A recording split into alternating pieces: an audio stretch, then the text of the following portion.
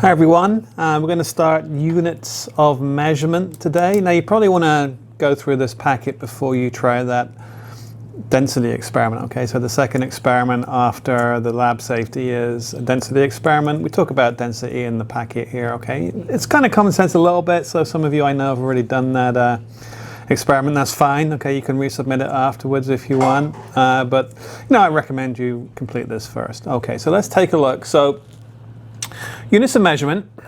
Now we'll talk about this as we go through the packet, but every quantity has a number and a unit. Okay, so I weigh, what do I weigh? 195 pounds. 195 is the unit, pounds, so 195 is the number, pounds is the unit, together they make a quantity. Okay, so we're going to take it in two parts. We'll look at units first, we'll look at numbers second, and then we'll kind of combine them to make quantities. All right, now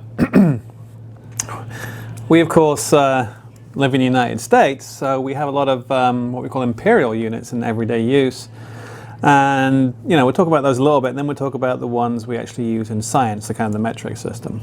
Okay, so what we're going to do, list some common units of measurement in everyday use.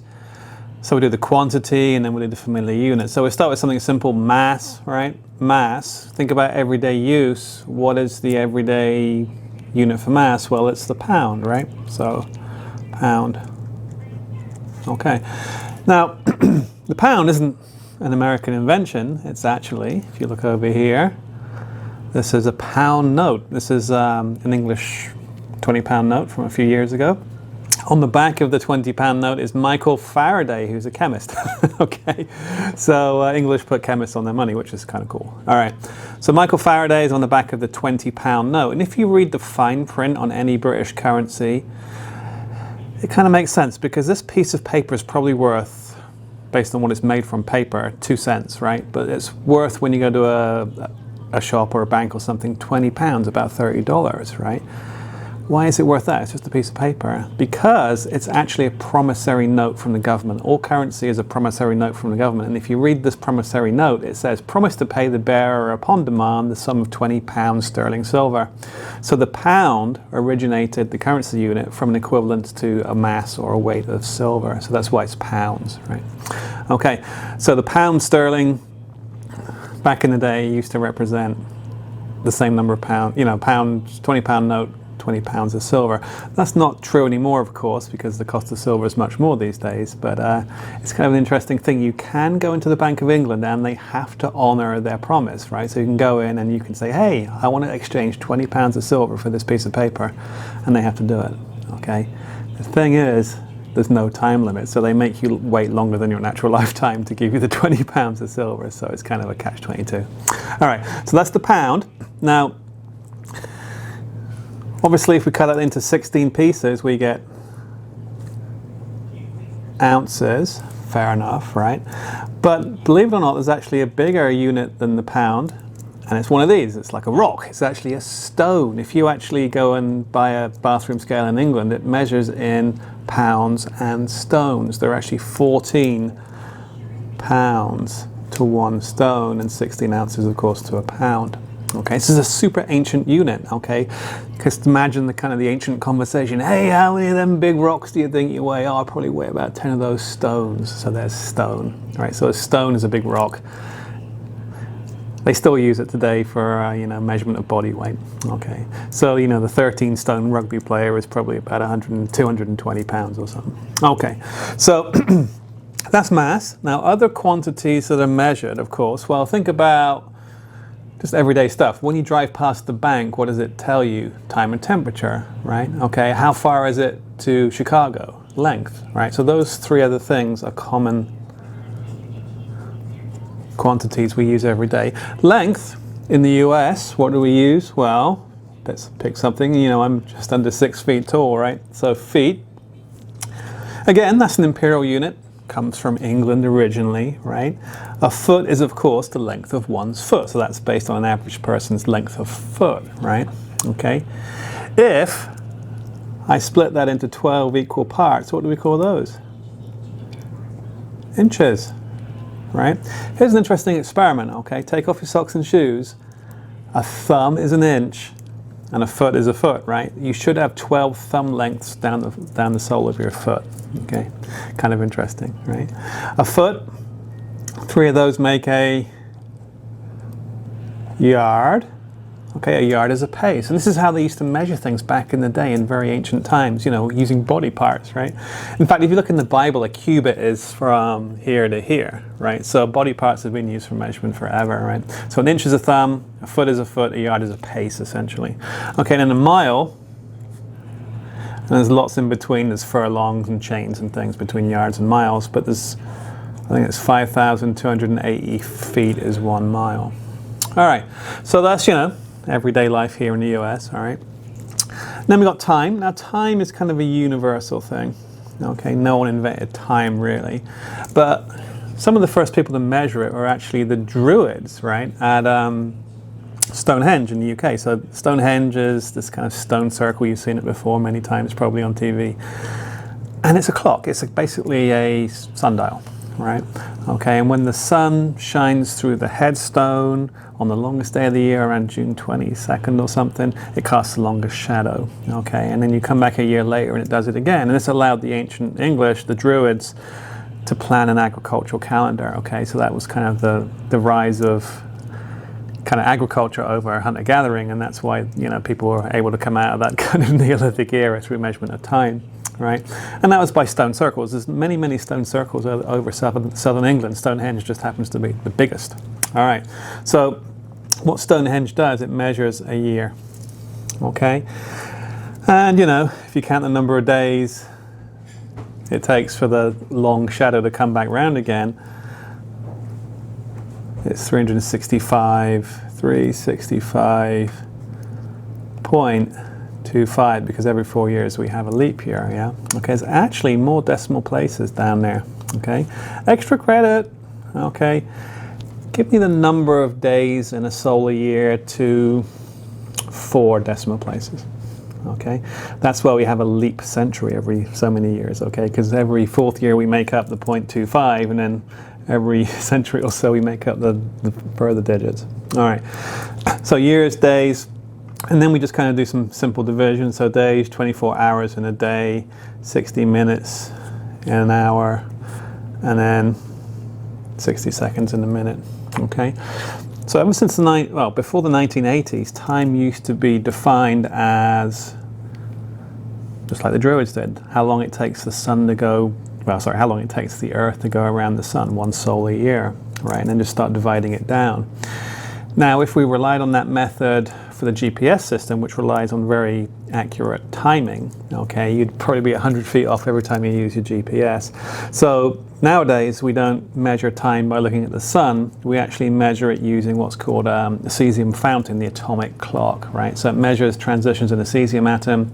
There's so many thousand transitions per second. Define those transitions as a second. Multiply it by 60, a minute, by an hour, etc., etc. So we now measure time from the bottom up, which is kind of interesting. Okay, finally, last one. Temperature. How do you measure temperature? Drive past the bank. Degrees Fahrenheit in the US, right? Okay. Obviously in science we don't use Fahrenheit, but every day here Fahrenheit's what we use. I kind of like Fahrenheit because it's actually twice as accurate as Celsius. We'll talk about that when we get there. All right. So that's your everyday units. It's nice to know how they all kind of correspond in terms of, you know, the magnitude of the unit. All right, now, what about, let's move my camera a little bit. What about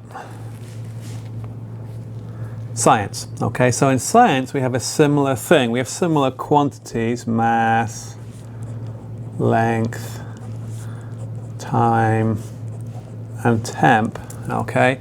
But we don't use the imperial system, we use the metric system, or the SI system. Okay, now SI stands for Système International, right? It's French, right? It came into existence during the time of Napoleon, right? So when Napoleon basically ruled Europe, the French invented the SI system, and it's a very good system, okay?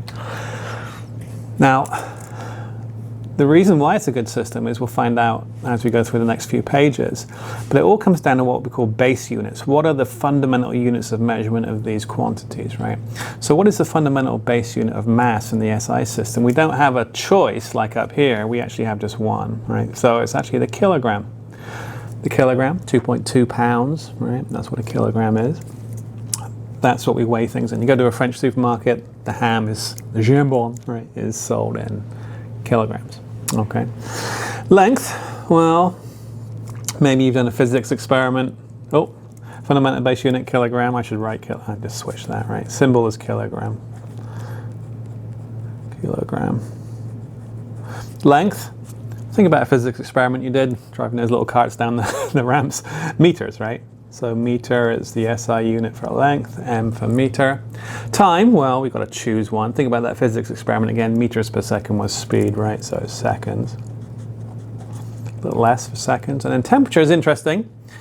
You may want to say Celsius. That's sometimes acceptable for a temperature change, but if you want the absolute temperature, what's the temperature right now in the room? It's actually Kelvin. Big K, right? Uppercase K. All right, so kilograms, meters, seconds, and Kelvin for mass, length, time, and temp. Okay. Now these kind of fundamental base units, but the kilogram, as we'll see later, has a decimal prefix, right? Kilo means, you know, kilometer, 1,000 meters, kilogram, 1,000 grams.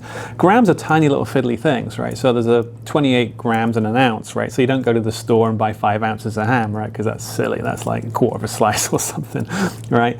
So we actually multiply the gram up by 1,000. So it's called a decimal prefix. So that's a decimal prefix. Means, you know, multiplied by 1,000. So that's little k, lowercase. That's k, uppercase. All right, we'll talk about decimal prefixes as we go. All right, now,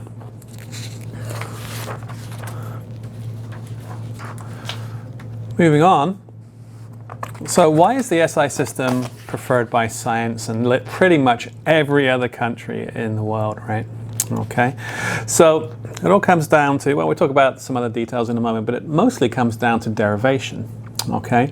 If you think about the imperial system, how many units are there for energy? Well, there's calories, there's British thermal units, maybe for your, you know, the water heater in your basement, there's ergs, there's dimes, there's all these different units for energy, and it gets a bit confusing, okay? But the great thing about the SI system is, from these 4 base units, all right, from these 4 base units, you can work out the unit of any other quantity, and that's why it's powerful, right? So you've got to know and memorize. I don't ask you to memorize much in this class, but you've got to know the base units in the SI system. Kilogram, meter, seconds, and Kelvin, okay? Because you can use those to figure out the unit of everything else. All right, so let's show you how that works. All you need is just a simple little word equation or definition, okay? So area is just, you know, if I have a kind of a square, right? Length times width. I measure length in meters, right? Meters times meters equals meters squared. So if you buy Italian carpet, because, you know, Italian carpet, very sophisticated, right? You don't buy it in square feet like you would here, you buy it in square meters. Okay, so square meters of carpet in pretty much everywhere else in the world. Okay, so the derived SI unit, we did a little bit of math there, length times length or length times width is still a meter, is meters squared. Okay, so as long as you have that little relationship, you can always work out the derived unit, which is technically the correct unit for that quantity. All right, so let's look at volume. Okay, volume, if I do a cube, right, little picture, oh, it's a very bad picture. Volume equals length times width times height. Which are the base units of these? Length, well, that's the distance, meters, times meters, width times meters. Derived unit is meters cubed. Okay, so we've worked out the derived unit of volume, meters cubed. All right, velocity, speed if you like. Velocity is distance over time, if we do a word equation, which equals meters over seconds. So it's meters per second, or if you bring that up, if it's underneath, it's to the power of -1. There we go. Velocity is meters per second.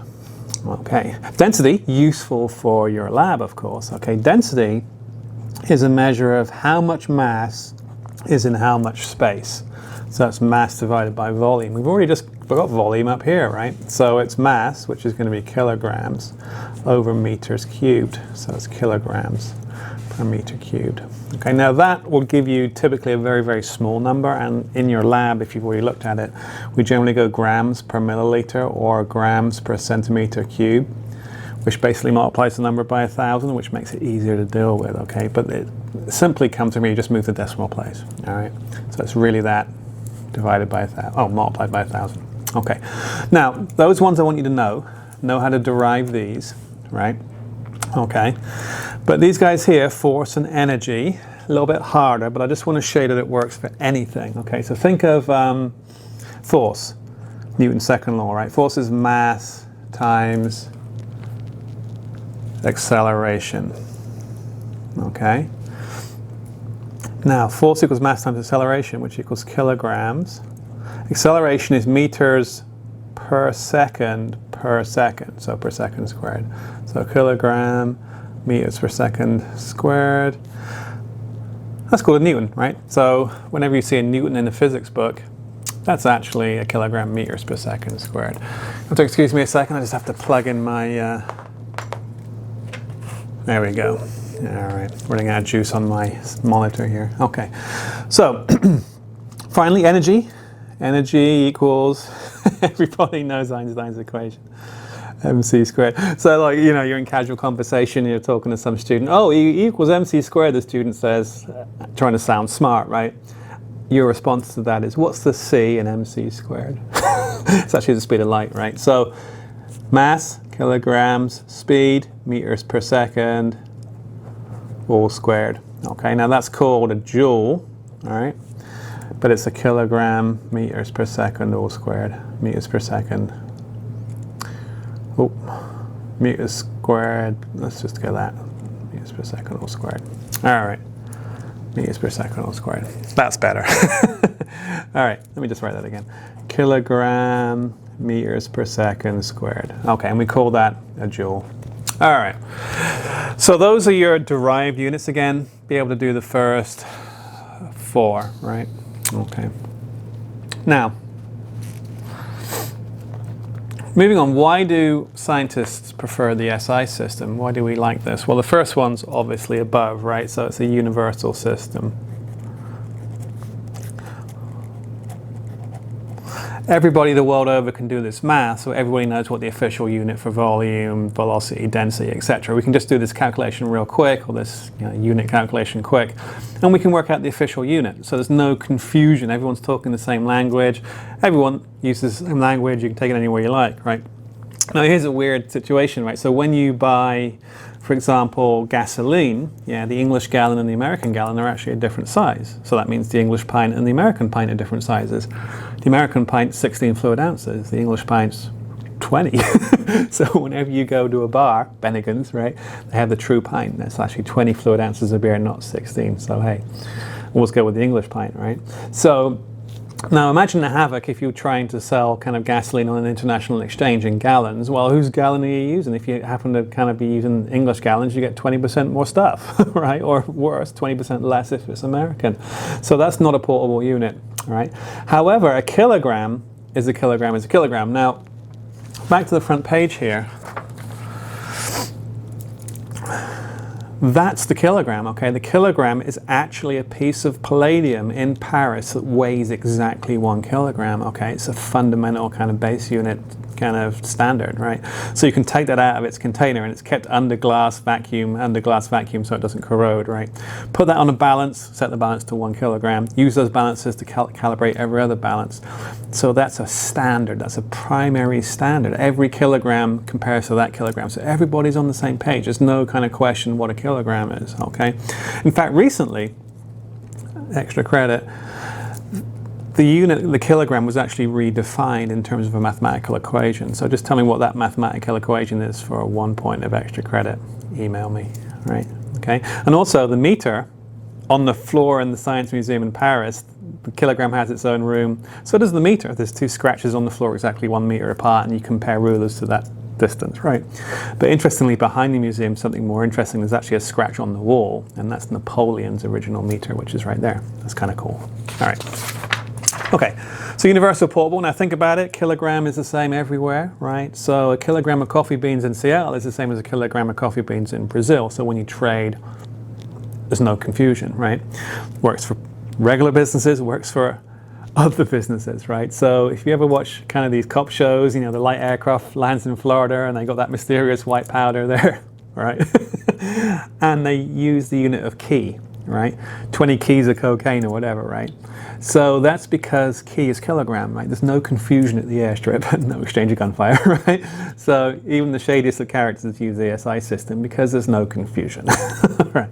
So next one. The math is easy, right? If I asked you, you know, 2,000 kilograms, how many metric tons is that? Well, that's 2 metric tons, 1,000 kilograms in a ton, right? If I said to you, oh, I weigh 240 pounds, how many ounces is that? Well, that involves a lot more math with, you know, multiplying by 16, dividing by 16, all that kind of business, right? So the math is harder in the imperial system, and the math in the SI system is just base 10. Everybody can count in tens. Why? Because that's how you learn. Oh, why? 1, 2, 3, 4, 5, 6, 7, 8, 9, 10. We have 10 fingers and thumbs, right? So we count on our hands. We use base 10 naturally. The SI system uses base 10 as well, and it's just a point. It's just a case of moving the decimal point sometimes. Okay, I already mentioned that the density unit, kilograms per meters cubed, we just move the decimal place 3 spots to get grams per milliliter, right? So it's easy math, right? I'm surprised the US hasn't adopted this years ago. Easy math. We have something called intellectual inertia. People just don't want to change, right? But there it is.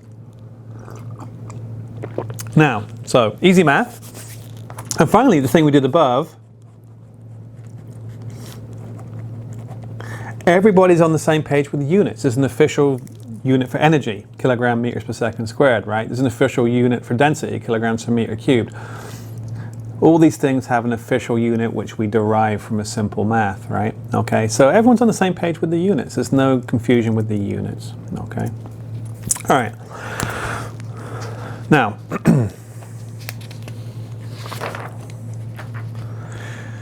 talked about this a little bit. Is the SI volume unit reasonable? Okay. If I look at me on the screen here, a meter is like bigger than I can show you with my hand, right? Looking at the camera here, it's off screen, right? So a meter is kind of this big, right? Now imagine that cubed up, right? That's the size of a pretty big aquarium, right? A meter cubed is gigantic, okay? Go like this with your hands and then imagine a cube with those sizes, right? Those size lengths, right? Okay, so a meter cubed is gigantic. Is it reasonable for everyday applications? No, you don't go to the Jewel and buy a meter cubed of milk, do you? You don't go to the Jewel and buy a meter cubed of beer. Well, maybe beer. Joking. Right? You don't, right? You do use SI units at the supermarket to buy drinks, but not meter cubed. Remember what you used? And they use liters, right? The liter is just moving the decimal place again, right? It turns out that in 1 meter cubed, that big aquarium, you have 1,000 liters, okay? Now, 1 liter is 1,000 milliliters, all right? So there's 1,000,000 milliliters in the meter cubed, there's 1,000 liters in the meter cubed, okay? So we need to know that. All right, so chemists use the liter in the same kind of reason the gram was too small. You know, you don't go to the supermarket and buy, you know, 5 grams a ham, you buy, you know, half a kilogram or something. Gram was too small for everyday use. The meter cubed is too large, right? So we use the liter. So we use 1,000th of a meter cube. And a liter is literally this kind of size, right? And when you go to the Jewel, you buy like a liter of orange juice, 2 liters of Pepsi. So we do use these units at the store because it's a nice size, right? So when we have these volumetric glasswares, they're, you know, an everyday kind of size, all right? So we use the liter. Later on, we use the liter for concentrations, right? Moles per liter. Chemists use the liter as a standard volume. Okay. So more detail, kind of mentioned it up here a little bit.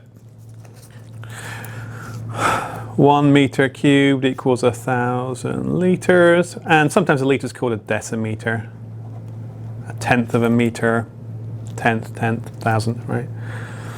1 liter equals 1,000 milliliters. 1 milliliter equals 1 cubic centimeter. Okay, so those, will leave that up for you. So these are the common kind of conversion factors we'll see as we go through. Okay, 1 meter cubed is 1,000 liters. A decimeter cubed is the same as a liter. 1,000 decimeters cubed. A liter is 1,000 milliliters, so therefore 1,000 times 1,000 is 1,000,000 milliliters in a meter cubed. And a milliliter, which is often used for measuring liquids, is the same as a centimeter cubed, which is used for measuring the volume of solids, right? Okay, so they're interchangeable units.